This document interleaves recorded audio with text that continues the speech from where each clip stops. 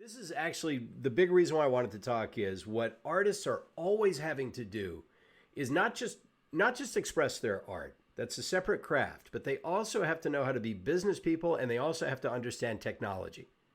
And the way those things are changing, and one of them will inform the other. And I'm noticing that how we express our art is changing in relation to how technology has changed the game. And I just want to know what your thoughts are on the State of the Union. How have you seen it change over the years? I'm sort of thinking where to begin. I'm inclined to begin at a place that you and I have spent a lot of time sitting and waiting to go in and do things, which is a place in Burbank called Voicecaster. Yeah, And Voicecaster, for those of you who are not familiar with the place, who have never set foot in the lobby, right. I don't know if they still have them there, but there used to be on the wall rows upon rows upon rows of quarter-inch tapes Yeah.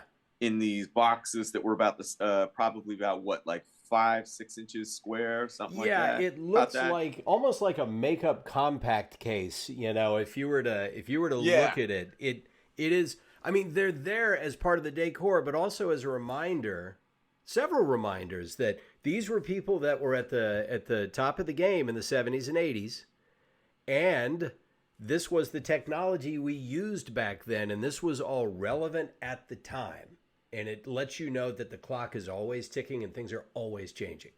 yeah, it was kind exactly. I always took it as equal parts nostalgia and equal parts reminder Yeah, to look at it and to say, wow, these are people to whom I obviously should accord an appropriate level of respect. yeah, But at the same time, this is an outdated technology that will not fly right now. right. And if I'm not on top of that, if I'm not educating myself constantly and familiarizing myself with it, then I'm going to fall behind.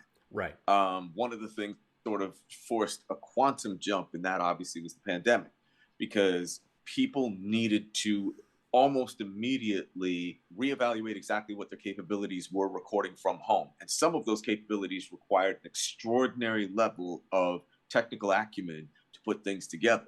Right. So you suddenly, and on top of that, you had to kind of be like a drummer, where you had to watch your game, monitor your the video feed coming in, monitor your level going to the backup recording, and your level going to whatever remote transmission protocol was. Familiarize yourself with those protocols. Familiarize yourself with all the video protocols, which had not sorted themselves out yet, because people were using WebEx, Zoom, Skype, Microsoft Teams, Blue Jeans, and people still hadn't, settled on a good one. You had to familiarize yourself with and most people still don't get this, is the differentiation between sample rate and bit depth, and what that meant for certain, recordings, what broadcast quality actually meant, Right. vis-a-vis what a client on the far end would be willing to be able to place in an ad and say this can go to air or web, and Right. not having it sound like hot stir-fried garbage. Right.